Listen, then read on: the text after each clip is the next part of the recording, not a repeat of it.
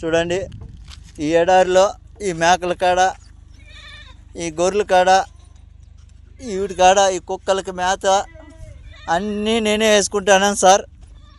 ఒకడు నా భార్య చెప్పిన ఎడారిలో వేసేసినారు. చూడండి, చుట్టూ ఒక చెట్టు లేదు, చేమ లేదు, ఏమీ లేదు. నాకు బతకాలని లేదు సార్, నాకు ఈడు ఉండాలని లేదు. నేను ఎంత చెప్పినా మా భార్య కూడా వినిపించుకోవట్లేదు. ఎవరు చెప్పినా కూడా నా మాట నమ్మడం లేదు. ఆ పావురాలకి, ఈ కుక్కలకి అన్నిటికీ మేత, మంచి చెడ్డ అన్నీ చూడాలి. ఒక్కొక్క రోజు వాళ్ళు వచ్చినారంటే నైట్ 3 అయినా నిద్ర ఉండదు, 4 అయినా నిద్ర ఉండదు సార్. కోళ్ళకి, ఇక్కడ బాతులకి, ఇట్లా కోళ్ళకి అన్నిటికీ మేత చూసుకోవాలి. చెట్లు వచ్చేసి 2 కిలోమీటర్లు ఉన్నాయి సార్. ఆవిడికి నీళ్ళు ఎత్తుకుపోయి పోయాలా, క్యాన్లతో నీళ్లు మోసుకొని పోవాలా.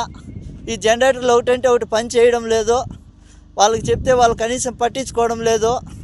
మొన్న మోటార్ చెడిపోతే మోటార్ కూడా కనీసము రిపేర్ చేయించుకొస్తానని ఎత్తుకుపోయినాడు. ఇంతవరకు తేలేదు సార్. నీళ్ళు క్యాన్లు మోస్తానన్న రోజు ఒక మోటార్ పని చేస్తుంది, చెప్పినా కూడా వాళ్ళు చెవుల్లోకి వేసుకోవడం లేదు. చూడండి, ఈ పావురాలు, ఈ బాతులు, వీడికి అన్నిటికీ నీళ్ళు పొద్దున్నుంచి మోయాలా, అన్నీ చేయాలి సార్. నేను ఒకటే, నా వల్ల కావడం లేదు. ఎండకి సుస్థి అయిపోతుంది. ఇక్కడ పట్టించుకునే వాళ్ళు లేరు.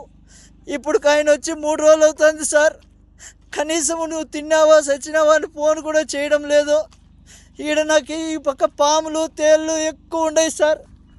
నేను చచ్చిపోయినా కూడా అడిగేవాడు లేదు సార్. ఈడ నా పరిస్థితి ఇట్లుండదు. నాకు దయచేసి ఎవరైనా సాయం చేయండి సార్. ఈ ఎడారి నుంచి నన్ను బయట వేసేయండి, ఇంటికి వచ్చేస్తాను. ఈడున్నానంటే చచ్చిపోతాను సార్. ఇంక 2 రోజులు ఉంటే చచ్చిపోతాను. నా వల్ల కావడం లేదు సార్. చూడండి, చుట్టుకారము ఒక చెట్టు లేదు, చేమ లేదు, ఒక మనిషి మాట్లాడేవాడు కూడా లేడు సార్. ఈడ నాకు కనీసం మాట్లాడించేవాడు లేడు. తిన్నావా, చచ్చినావా, ఏంపా, ఎట్లుండదు అని అడిగేవాడు లేదు సార్. నాకు నా బిడ్డలు గుర్తొస్తున్నారు. నేను బతకలేను సార్. ఈడ దయచేసి ఎవరైనా నన్ను సాయం చేయండి. ఈ కోవిడ్ నుంచి నన్ను బయటపడేయండి సార్. ఏం చెప్పినా కూడా ఏజెంట్ కూడా కానీ నా మాట వినడం లేదు సార్. డబ్బులు కట్టు అంటున్నారు. నా కాడ అంత డబ్బులు లేదు. ఏం చేసేది సార్? నేను కూలి చేసుకుంటేనే పని జరుగుతుంది. ఏదో ఇక్కడ నాకు చెప్పిండే పని వచ్చేసి వేరే, ఇక్కడ చేపిస్తుండే పనులు వేరే. ఎవరికి అడిగినా నాకు పట్టించుకోవడం లేదు సార్. నా వల్ల కావడం లేదు. ఎవరైనా దయచేసి నన్నట్టు గడ్డకేయండి సార్. మీ కాళ్ళు పట్టుకుంటాను. లేదంటే ఇంకొక రోజు 2 రోజులు చూసి నేను ఆత్మహత్య చేసుకోవాల్సిందే సార్. నా వల్ల కావడం లేదు. మీకు ఎవరికన్నా కానీ దయ ఉంటే నా పైన కొద్దిగా దయ చూపించండి. ఎందుకంటే ఇంటికి వచ్చి కూలో నాలో చేసుకుని అయినా బతుకుతా, కానీ ఇక్కడికైతే బతకలేను. నా వల్ల కావడం లేదు సార్.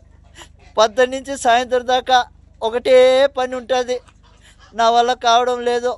కనీసం ఇక్కడ మాట్లాడించేవాడు కూడా లేడు సార్.